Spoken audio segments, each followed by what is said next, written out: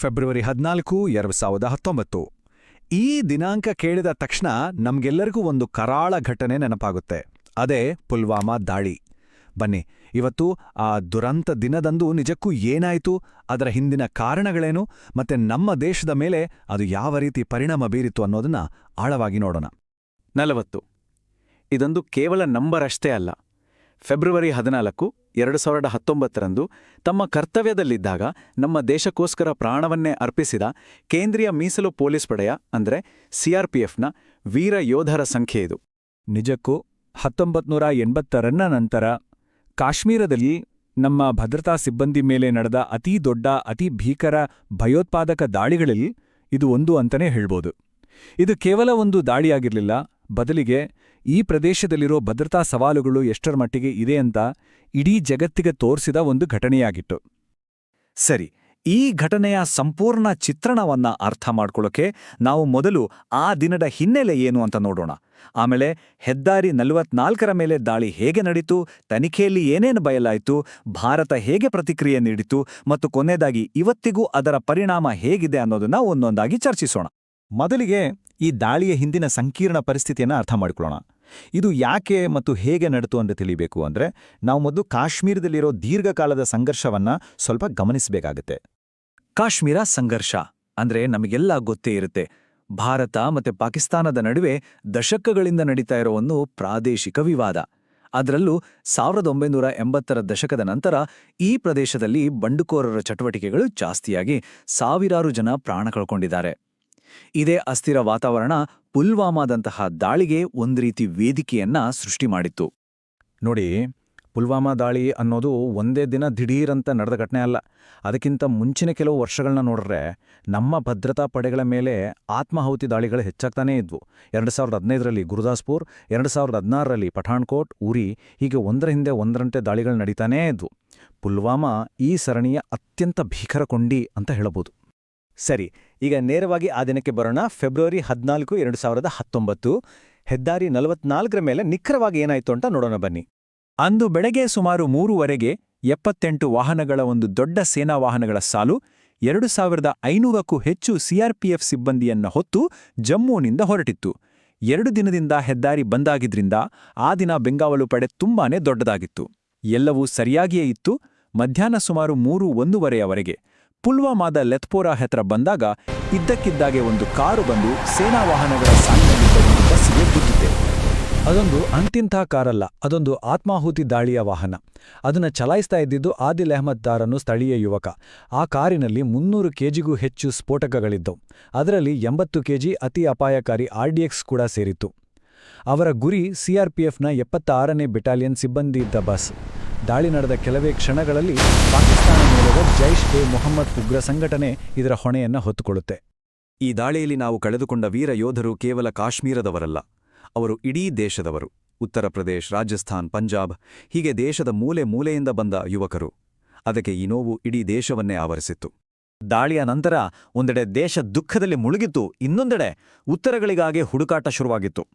ತನಿಖೆ ಹೇಗೆ ನಡೀತು, ದೇಶದ ಶೋಕಾಚರಣೆ ಹೇಗಿತ್ತು ಅನ್ನೋದನ್ನ ಈಗ ನೋಡೋಣ. ತಕ್ಷಣವೇ ರಾಷ್ಟ್ರೀಯ ತನಿಖಾ ದಳ ಅಂದ್ರೆ NIA ತನಿಖೆ ಶುರು ಮಾಡಿತು.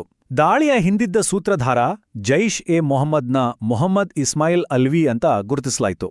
ಆದರೆ ಇಲ್ಲಿ ಆಘಾತಕಾರಿ ವಿಷಯ ಅಂದ್ರೆ ದಾಳಿಯ ಬಗ್ಗೆ ಕೆಲವು ದಿನಗಳ ಮುಂಚೆಯೇ ಗುಪ್ತಚರ ಇಲಾಖೆಯಿಂದ ಎಚ್ಚರಿಕೆ ಬಂದಿತ್ತು ಅಂತ ವರದಿಯಾಗಿದೆ. ಆದರೂ ಈ ದುರಂತವನ್ನು ತಡೆಯೋಕ್ ಆಗ್ಲಿಲ್ಲ ಅನ್ನೋದು ನಿಜಕ್ಕೂ ಒಂದು ದೊಡ್ಡ ಪ್ರಶ್ನೆಯಾಗಿ ಉಳಿಯಿತು. ಒಂದು ಕಡೆ ಈ ತನಿಖೆಗಳೆಲ್ಲ ನಡೀತಾ ಇದ್ರೆ ಇನ್ನೊಂದು ಕಡೆ ಹುತಾತ್ಮರ ಕುಟುಂಬಗಳ ಆಕ್ರಂದನ ಮುಗಿಲು ಮುಟ್ಟಿತ್ತು. ಸಿಆರ್ಪಿಎಫ್ ಹವಾಲ್ದಾರ್ ನಸೀರ್ ಅಹ್ಮದ್ ಅವರ ಪತ್ನಿ ಶಾಜಿಯಾ ಕೌಸರ್ ಹೇಳಿದ ಈ ಮಾತುಗಳನ್ನ ಕೇಳಿ. ನಾವು ಅವರನ್ನ ಪ್ರತಿದಿನ ನೆನಪಿಸ್ಕೊಳ್ತೇವೆ. ಅವರು ನಮ್ಮನ್ನ ಬಿಟ್ಟು ಹೋಗಿದ್ದು ತುಂಬಾ ನೋವಿದೆ, ಆದರೆ ದೇಶಕ್ಕೋಸ್ಕರ ಪ್ರಾಣ ಕೊಟ್ರು ಅನ್ನೋ ಹೆಮ್ಮೆನೂ ಇದೆ. ಈ ಮಾತುಗಳು ಆ ಕುಟುಂಬಗಳ ನೋವು ಮತ್ತು ದೇಶಪ್ರೇಮ ಎರಡನ್ನೂ ತೋರಿಸುತ್ತೆ. ಆ ಸಮಯದಲ್ಲಿ ಇಡೀ ದೇಶವೇ ಒಂದಾಗಿತ್ತು. ಎಲ್ಲೆಲ್ಲೋ ಪ್ರತಿಭಟನೆಗಳು, ಕ್ಯಾಂಡಲ್ ಲೈಟ್ ಮಾರ್ಚ್ಗಳು. ಹುತಾತ್ಮ ಯೋಧರ ಅಂತಿಮ ಯಾತ್ರೆಯಲ್ಲಿ ಸಾವಿರಾರು ಜನ ಸೇರಿ ತಮ್ಮ ದುಃಖ, ಆಕ್ರೋಶವನ್ನ ಹೊರಹಾಕಿದ್ರು. ಅದೊಂದು ರೀತಿ ರಾಷ್ಟ್ರೀಯ ಶೋಕಾಚರಣೆಯ ವಾತಾವರಣ. ಆದರೆ ಈ ದುಃಖ ಮತ್ತು ಆಕ್ರೋಶ ಕೇವಲ ಪ್ರತಿಭಟನೆಗಳಿಗೆ ಸೀಮಿತವಾಗಿರಲಿಲ್ಲ. ಭಾರತ ಸರ್ಕಾರ ಈ ದಾಳಿಗೆ ತಕ್ಕ ಉತ್ತರ ಕೊಡಲು ಮುಂದಾಗಿತ್ತು. ಈಗ ಭಾರತದ ಪ್ರತಿಕ್ರಿಯೆ ಹೇಗಿತ್ತು ಅಂತ ನೋಡೋಣ. ಭಾರತದ ಪ್ರತಿಕ್ರಿಯೆ ಕೇವಲ ಮಿಲಿಟರಿ ಆಗಿರಲಿಲ್ಲ, ಬದಲಿಗೆ ಹಲವು ಹಂತಗಳಲ್ಲಿತ್ತು. ಮೊದಲಿಗೆ ಆರ್ಥಿಕವಾಗಿ ಪಾಕಿಸ್ತಾನಕ್ಕೆ ನೀಡಿದ್ದ ಅತ್ಯಂತ ಆದ್ಯತೆಯ ರಾಷ್ಟ್ರ ಅಂದ್ರೆ MFN ಸ್ಥಾನಮಾನವನ್ನು ಹಿಂಪಡೆಯಿತು. ಪಾಕಿಸ್ತಾನದಿಂದ ಬರೋ ಎಲ್ಲ ವಸ್ತುಗಳ ಮೇಲೆ 200% ಸುಂಕ ಹಾಕಲಾಯಿತು. ರಾಜತಾಂತ್ರಿಕವಾಗಿ ಉಗ್ರರಿಗೆ ಹಣಕಾಸು ನೆರವು ನೀಡೋ ಪಾಕಿಸ್ತಾನದ ಮೇಲೆ ಕ್ರಮ ತಗೊಳ್ಳಿ ಅಂತ ಅಂತಾರಾಷ್ಟ್ರೀಯ ಮಟ್ಟದಲ್ಲಿ ಒತ್ತಡ ಹೇರಲಾಯಿತು.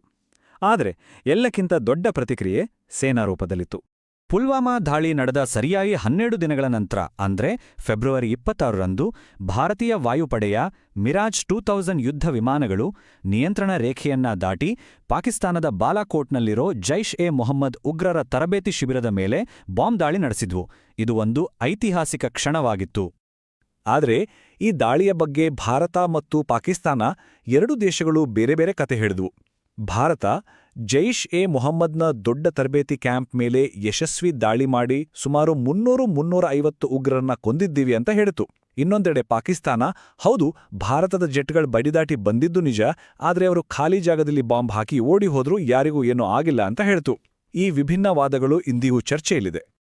ಹಾಗಾದ್ರೆ ಈ ದಾಳಿ ಮತ್ತು ಪ್ರತಿದಾಳಿಯ ನಂತರ ಏನಾಯ್ತೋ, ಅದರ ಪರಿಣಾಮ ಮತ್ತು ಪರಂಪರೆ ಇವತ್ತಿಗೂ ಹೇಗಿದೆ ಅದನ್ನು ನೋಡೋಣ. ನ್ಯಾಯಕ್ಕಾಗಿ ಹುಡುಕಾಟ ಮಾತ್ರ ನಿಲ್ಲಿಲ್ಲ. NIA ಚಾರ್ಜ್ ಶೀಟ್ ಹಾಕಿದ್ದ 19 ಆರೋಪಿಗಳಲ್ಲಿ ಆಗಸ್ಟ್ 2021ರ ಹೊತ್ತಿಗೆ 7 ಜನರನ್ನ ಭದ್ರತಾ ಪಡೆಗಳು ಕೊಂದಿದ್ವು. 7 ಜನ ಅರೆಸ್ಟ್ ಆಗಿದ್ರು, ಇನ್ನು 5 ಜನ ತಲೆಮರೆಸ್ಕೊಂಡೇ ಇದ್ರು. ಅಂತಾರಾಷ್ಟ್ರೀಯ ಮಟ್ಟದಲ್ಲೂ ಇದರ ಪರಿಣಾಮಗಳು ಸಾಕಷ್ಟಿದ್ವು.